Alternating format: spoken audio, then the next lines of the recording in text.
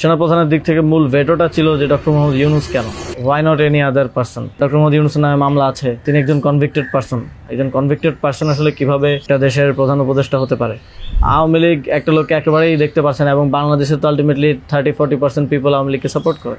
এই 30-40% পিপলের মতামতের বিরুদ্ধে গিয়ে একটা লোককে প্রধান উপদেষ্টা করা উচিত? সেনাপ্রধান লাস্ট আমাদেরকে বলেছিল যে আমি বুকে পাথর চাপা দিয়ে এই সিদ্ধান্তটা মেনে নিচ্ছি। আমাদের এই দীর্ঘমেয়াদী পরিকল্পনাটা করতে হতো যে যখন থেকে আমরা ফার্ম ছিলাম যে শেখ হাসিনাকে চলে যেতে হবে, তারপরে কি হবে? আমরা তো আর শেখ হাসিনা চলে যাওয়ার পরে দেশটাকে ছেড়ে দিতে পারি না। তো এই জায়গা থেকে আমরা দেখা যায় যে এই চিন্তাটা আস্তে আস্তে আসতে থাকে, কিন্তু ওই সময়টাতে আসলে এটা বিশ্বাস করাও কঠিন ছিল যে 5 তারিখের মধ্যেই হয়তো হয়ে যাবে। আমাদের তো এমনকি সশস্ত্র অভ্যুত্থানের প্রস্তুতিও ছিল। 5 তারিখ যদি আমরা সফল না হতাম, হয়তো আমরা অস্ত্র তুলে নেওয়ার ঘোষণা দিতাম, এবং নাইট বাই ভিডিও বার তো রেডি রেখেছিল, আমিও কি ঘোষণা দিব সেটাও রেডি ছিল। তবে এর আগে আমরা এটা অনুভব করি যে পরবর্তীতে আমরা আসলে দেশটার আসলে কি হবে শেখ হাসিনা চলে যাওয়ার পরে। সেই জায়গা থেকে মানে এটা কোনো কালেকটিভ ডিসিশন এরকম ছিল না, এমন না যে আমরা মিটিং করে ডিসিশন নিয়েছি যে ডক্টর ইউনূসকে প্রধান উপদেষ্টা বানানো হবে বা এরকম কিছু। তখন আমার মূলত যোগাযোগ হয় ইয়ের সাথে, যে যোগাযোগ হচ্ছিল আমেরিকান এম্বাসির কয়েকজনের সাথে।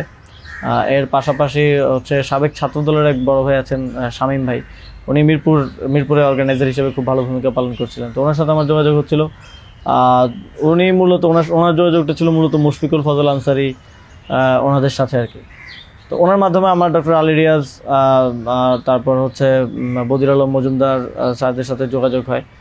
ওনাদের সাথে আমি কথা বলি।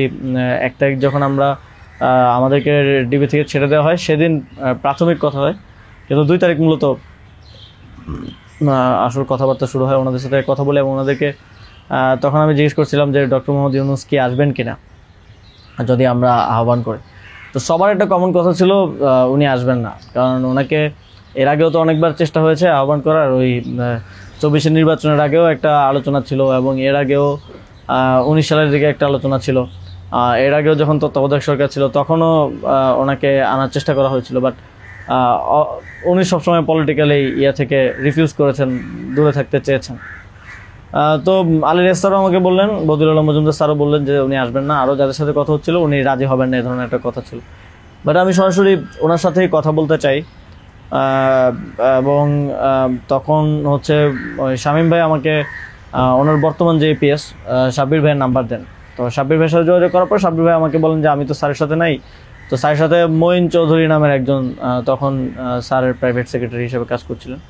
তো সাব্বির ভাই আমাকে মঈন চৌধুরীর নাম্বার দেন। মঈন চৌধুরীর সাথে আমি যোগাযোগ করি 2 তারিখ কি 3 তারিখ হবে, এবং ওনার সাথে আমার কথা হয়। এবং উনি তখন বলছিলেন যে স্যারের একটা ছোটো সার্জারি আছে।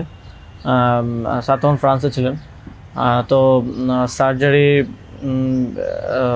সার্জারি আছে, এবং পরবর্তীতে আমি ওনাকে মেসেজগুলো ক্লিয়ার করার চেষ্টা করি যে আমরা চাচ্ছি এমনটা।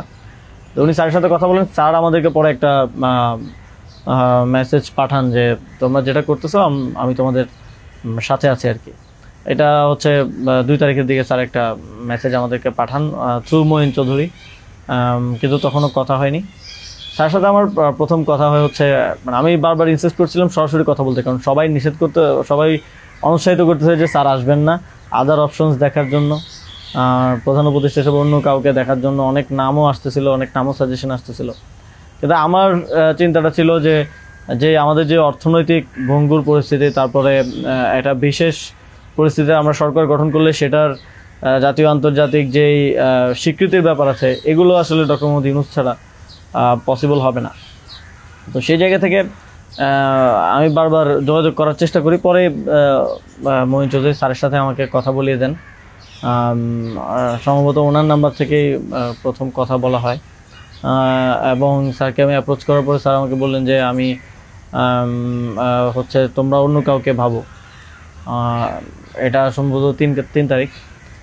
স্যার বললেন যে, এবং স্যার কয়েকজনের নামও বললেন যে তোমরা ওনাদেরকে ভাবতে পারো। এর মধ্যে 2-1 জন আমাদের উপদেষ্টা পরিষদেও আছে এখন। স্যার বলেন যে আমার লাইফটা তো ডিফারেন্ট, আমি ওইখান থেকে আসবো কিনা। এবং উনি বলেন যে তাহলে, আমি যখন বললাম যে স্যার আপনাকে ছাড়া হবে না, আপনাকে আসতেই হবে, তখন উনি বললেন যে আমি ভেবে দেখি, তোমরাও ভাবো, যদি আদার কোনো বেটার অপশন পাওয়া যায় তাহলে তোমরা ভাবো, আর আমিও ভেবে তোমাদেরকে জানাবো। তো 3 তারিখ তো অনেক কিছু আনসার্টেন ছিল, এক দফা শুধু ঘোষণা হয়েছে, কবে পতন হবে, কবে আসবে, এটা আনসার্টেন ছিল। তো আমার মনে হয় এটাও ডিসিশন নেওয়ার ক্ষেত্রে একটা বাধা ছিল সে সময়। কিন্তু আমি যথেষ্ট, আমার মনে হচ্ছিল যে উনি ডিনাই করলেও he is to some extent positive, মানে যেটা বাকিদের থেকে আসতেছে যে একেবারেই আসবে না এরকম। আসিফ স্যারও বলতেছিল যে আসবে না স্যার, রাজি হবে না। তো আবার আমার মনে হচ্ছিল যে এই লোকগুলো তো সবাই স্যারকে পার্সোনালি চেনে, তো ওনারা বলতেছে, কিন্তু আমরা ইনসিস্ট করি, আমি ইনসিস্ট করি, এবং আমি তখন আসলে বাকিদেরকে জানিয়ে রাখছিলাম যে আমার স্যারের সাথে যোগাযোগ হচ্ছে। তখন এটা কোনো কালেকটিভ ডিসিশন ছিল না যে ওনাকে আমরা প্রধান উপদেষ্টা করব। আমি নাহিদ ভাই, মাহফুজ ভাইদেরকে জানিয়ে রাখি যে আমার ওনার সাথে যোগাযোগ হচ্ছে, দেখি এটা কোথায় যায়। আর সবার কাছেই তো তখন সময়টা আনসার্টেন ছিল যে কখন পতন হবে, কখন সরকার হবে। এটা অনেক ফার সাইটেড আসলে বিষয় ছিল ওই সময়টাতে, কারণ আমাদের মনে হচ্ছিল না যে 5ই আগস্ট পতন হবে, আমাদের মনে হচ্ছিল যে আরও হয়তো দীর্ঘ সময় আমাদের লড়াই করতে হতে পারে। ইভেন সব ধরনের সম্ভাবনাই ছিল, এটা একটা গৃহযুদ্ধের দিকে যাওয়ার পরিস্থিতিও ছিল ওই সময়টাতে। তো পরবর্তীতে যখন এরপরও স্যারের সাথে আমার কমিউনিকেশন, স্যারের টিমের সাথে কমিউনিকেশন চলছিল। 5 তারিখ মূলত স্যারের সাথে আবার কথা হয়। মঈন চৌধুরীর সাথে রেগুলারই কথা হচ্ছিল, প্রতিদিন 2-3 বার কলে কথা বলছিলাম।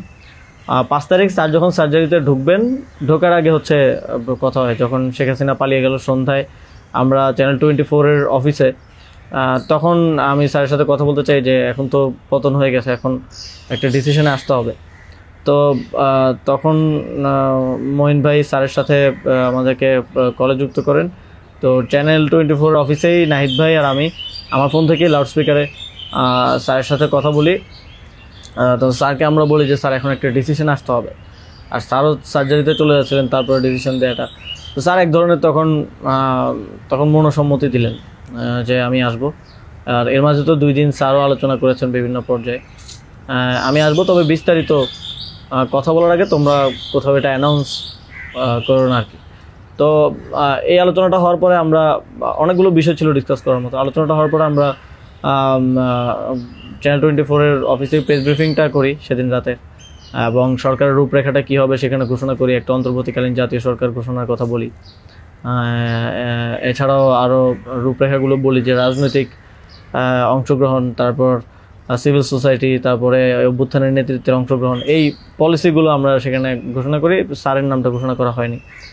সেদিন রাতে স্যারের সাথে আবার চূড়ান্ত কথা হয়, রাতের আনুমানিক 12:30 থেকে 2টা-2:30 পর্যন্ত প্রায় 2 ঘন্টা স্যারের সাথে নাহিদ ভাই আর আমার কলে কথা হয়, এবং সেখানে আমরা বিস্তারিত বিভিন্ন বিষয়গুলো আলোচনা করি, এবং স্যারের কিছু কনসার্ন ছিল সেগুলো আমরা ডিসকাস করি যে এটা আবার 1-11-এর মতো একটা সরকার হবে কি না, মানে আমরা ক্ষমতায় বসবো কিন্তু পেছন থেকে আর্মি আমাদেরকে চালাবে কিনা, অথবা অন্য কেউ আমাদেরকে ডিক্টেট করবে কিনা। স্যারের কনসার্ন ছিল এটা। স্যারের কনসার্ন ছিল যে আমি আসলে আমাকেই স্বাধীনতাটা দিতে হবে, আমি আসলে এটা আর্মি রান করবে কিংবা পেছন থেকে কেউ রান করবে, এটা হলে আমি আসবো না। তো আমরা স্যারকে বলেছি যে আমাদের পজিশনে এটাই, যে গভর্নমেন্ট যদি আমরা ফর্ম করি, গভর্নমেন্ট স্বাধীনভাবে কাজ করতে হবে, এবং এখানে সেনাবাহিনী কিংবা অন্য কোনো অথরিটি যদি হস্তক্ষেপ করতে চায়, সেক্ষেত্রে আমরা মাঠ থেকে সেটাকে চ্যালেঞ্জ করবো আর কি। তো এই ধরনের একটা নিশ্চয়তা স্যারকে আমরা দিই আমাদের এন্ড থেকে। তারপর এক ধরনের কথা হয় যে উপদেষ্টা পরিষদ কেমন হবে, স্যার আমাদেরকে বলেন যে তোমরা ঠিক করো, আর স্যার কিছু সাজেশন দেন। স্যারের টিম থেকে 6 তারিখ সম্ভবত প্রায় 5 তারিখ রাতেই 23-24টা নাম আসে আমার কাছে। তো ওই নামগুলোর সাথে আমরা যে নামগুলো ঠিক করি প্রায় কমন ছিল অনেকগুলো। তারপর আমরা একটা লিয়াজু কমিটি করা হয়, যারা হচ্ছে সকল রাজনৈতিক দলের সাথে আলোচনার ভিত্তিতে একটা উপদেষ্টা পরিষদ গঠন করবে। তো ওই লিয়াজু কমিটির আহ্বায়ক ছিল মাহফুজ ভাই। তো ওনারা কমিউনিকেশন শুরু করে দেয় জামাতের সাথে, বিএনপির সাথে, আরও যারা রাজনৈতিক দল আছে, সিভিল সোসাইটি আছে, তাদের সাথে যোগাযোগের মাধ্যমে সবার থেকে নাম প্রস্তাব আসতে থাকে। কিছু নাম ছিল কমন, আমাদের এখানেও কমন, যেমন কিছু মানুষজন, যেমন সালাউদ্দিন আহমেদ স্যার, উনি তো অর্থনীতিতে বাংলাদেশে মানে এই মুহূর্তে যদি আমরা চিন্তা করি তাহলে ওয়ান অফ দ্য বেস্ট। তো ওনার নামটা সব দিক থেকে আসে। তো এরকম কিছু কমন নাম আসে, আবার কিছু নাম দেখা যায় আমরা ইনক্লুড করি বা কোনো এক পক্ষ থেকে আসে, কিন্তু অন্য পক্ষ এটাকে আবার রিফিউজ করে। বিএনপির কিছু নামের ব্যাপারে আপত্তি ছিল, তাদেরকে পরে নেওয়া হয়নি। তো এভাবে একটা মোটামুটি সবার সাথে কনসালটেশনের ভিত্তিতে একটা উপদেষ্টা তালিকা করা হয়। এবং যেদিন স্যার ল্যান্ড করে বাংলাদেশে আসেন 8 তারিখ দুপুরে, আর্মি থেকেও কিছু নাম প্রস্তাব করা হয়। কিন্তু আমরা একটু প্রায় 5-6টা নাম আমরা একটু ঘেটে দেখলাম যে এই লোকগুলো ওইভাবে সর্বজন গ্রহণযোগ্য না। এবং আরেকটা সমস্যা হচ্ছে তাদের অনেকেরই হয় না যে সফট আওয়ামী লীগ অ্যান্ড আওয়ামী লীগের সিভিল সোসাইটি হিসেবে পরিচিত, অথবা তাদের ব্যাকগ্রাউন্ডটা একজন আর্মি অফিসিয়ালসের নাম ছিল সেখানে, এক্স আর্মি অফিসিয়ালস।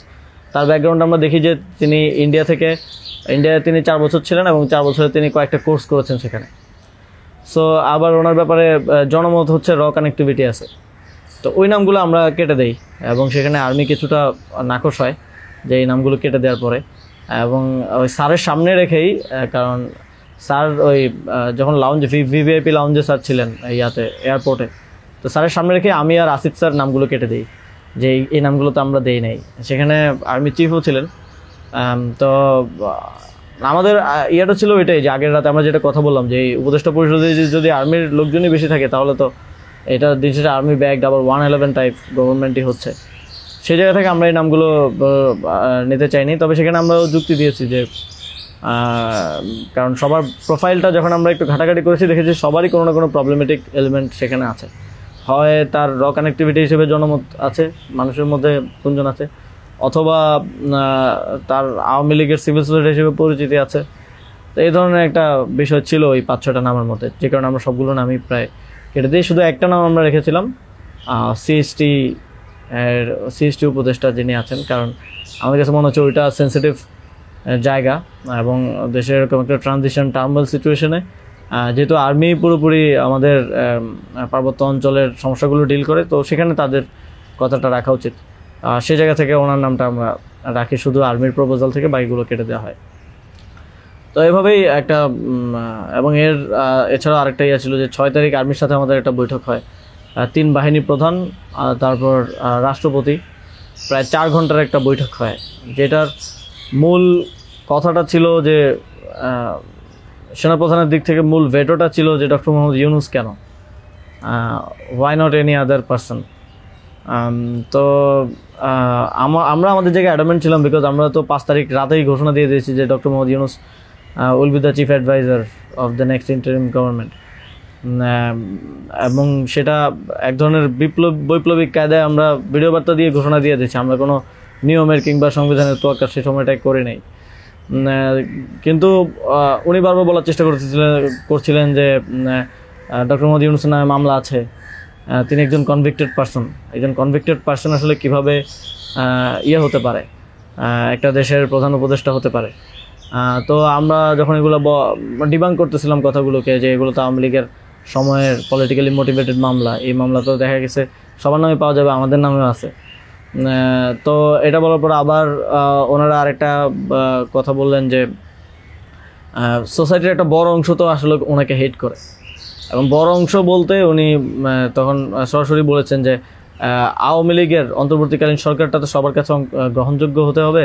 এখন আওয়ামী লীগ তো ডক্টর মোহাম্মদ ইউনূসকে 2 চোখে দেখতে পারে না, একদম অপছন্দ করে। তো এখন এই আওয়ামী লীগ একটা লোককে একেবারেই দেখতে পারছে না, এবং বাংলাদেশে তো আলটিমেটলি 30-40% পিপল আওয়ামী লীগকে সাপোর্ট করে। এই 30-40% পিপলের মতামতের বিরুদ্ধে গিয়ে একটা লোককে প্রধান উপদেষ্টা করা উচিত।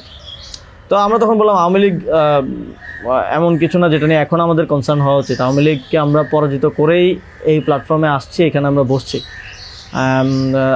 আওয়ামী লীগ কি চাইলেও না চলে এটা এখন আর ম্যাটার করে না কোনোভাবেই। কিন্তু উনি বারবার এই কথাটা ঘুরে ফিরে বলতেছিলেন যে এই সরকার তো একটা নির্বাচন আয়োজন করবে, এই জন্য বিএনপি আওয়ামী লীগ সবার কাছে এই সরকারের গ্রহণযোগ্যতা থাকা প্রয়োজন। আওয়ামী লীগ তো প্রধান ডক্টর মোহাম্মদ ইউনূসকে একেবারেই দেখতে পারে না, ওনাকে আওয়ামী লীগ মেনে নেবে না উনি আসলে। কিন্তু আমাদের কথা ছিল যে আওয়ামী লীগ তো এখন আর এই মুহূর্তে ডিসিশন মেকিংয়ে আওয়ামী লীগ ম্যাটার করে না। এটা গণহত্যা ঘটনার পরে সে কি ভাবলো বা তার কি পজিশন, দ্যাট ডাজন্ট ম্যাটার। এরপরও ওনারা নানা ধরনের যুক্তি দিতে পারে, এবং শেষে 4 ঘন্টা এই বিষয়ের উপরে ডিসকাশন হয়। 4 ঘন্টা, আধা ঘন্টা হয়তো অন্যান্য ইস্যুস নিয়ে ডিসকাস হয়েছিল, বাট 4 ঘন্টা প্রায় 3.5 ঘন্টা এই ইস্যু নিয়ে ডিসকাস হয়। তো এখানে আসছিলাম আমি, নাহিদ ভাই, মাহফুজ ভাই আর নাসির ভাই, আর বাকি আমাদের সাথে যারা ছিল তারা বাইরে অপেক্ষা করছিল। আসিফ স্যার ছিল, তারপরে তানজিমুদ্দিন স্যারও ছিল, আরও সমন্বয়িকা ছিলেন আরও 10-12 জন, সবাই বাইরে অপেক্ষা করছিল আর কি এই 4 ঘন্টা। তো তারা বারবার 2বার হচ্ছে বিরতি দিয়ে আমাদেরকে আবার ভাবতে বলে আবার চলে যেত, আবার এসে আবারও একই জায়গা থেকে কথা শুরু করতো। মানে আমরা বুঝতে পারছিলাম যে ডক্টর মোহাম্মদ ইউনূসকে এখানে এস্টাবলিশমেন্ট কোনোভাবেই চাচ্ছে না। আর আমাদের কথা ছিল আমরা ঘোষণা দিয়ে দিছি, এবং আমরা এক ধরনের হুমকি সুরে সেখানে বলি যে যদি এটা রাষ্ট্রীয়ভাবে না হয়, যদি রাষ্ট্রপতি ঘোষণা না দেয় ডক্টর মোহাম্মদ ইউনূসকে প্রধান উপদেষ্টা হিসেবে, তাহলেও আমাদের কিছু যায় আসে না, কারণ আমরা অলরেডি ঘোষণা দিয়ে দিয়েছি। আমরা আমাদের তৈরি করা উপদেষ্টা পরিষদ নিয়ে শহীদ মিনারে গিয়ে শপথ নিব। এই হুমকিটা দেওয়ার পরে তারা একটু মানে নড়েচড়ে বসে, এবং তারা গিয়ে রাষ্ট্রপতির সাথে ডিসকাস করে আসে। এবং সেনাপ্রধান লাস্ট আমার মনে পড়ে আমাদেরকে বলেছিল যে আমি বুকে পাথর চাপা দিয়ে এই সিদ্ধান্তটা মেনে নিচ্ছি। এবং আমাদের জায়গাটা ছিল খুবই রিজেক্ট, যে ডক্টর মোহাম্মদ ইউনূসকে না আনতে পারলে এখানে একটা শক্ত সরকার গঠন করা পসিবল হবে না। এবং আর্মির যেই মোটিভেশন ছিল, এটা আবার 1-11-র মতো একটা সরকার গঠন করার তাদের মোটিভেশন ছিল। যখন তারা নামগুলো দেয়, 6টা-7টা উপদেষ্টার নাম দেয়, তখন এটা বোঝা যায়, এবং ডিকটেট করার এক ধরনের। তো আমরা যদি এখানে অন্য কাউকে নেই যার পার্সোনালিটি এত স্ট্রং না, তাহলে আলটিমেটলি আমরা আসলে অন্য কারো দ্বারাই পরিচালিত হব, ড্রিভেন হব। এই সরকারটা আত্মনির্ভরশীল একটা স্বতন্ত্র সরকার হতে পারবে না। তো তারপর তো ঘোষণা দেয়, রাষ্ট্রপতি ঘোষণা দেয় ডক্টর মোহাম্মদ ইউনূসকে প্রধান উপদেষ্টা হিসেবে 6 তারিখই, এবং 8 তারিখ হচ্ছে পরবর্তী উপদেষ্টা পরিষদটা গঠিত হয়। 8 তারিখ শপথ অনুষ্ঠানটা হয়। স্যার যখন সার্জারি শেষ করে দেশে আসেন, তারপর ওই দিন সন্ধ্যায় সরকারটা গঠিত হয়।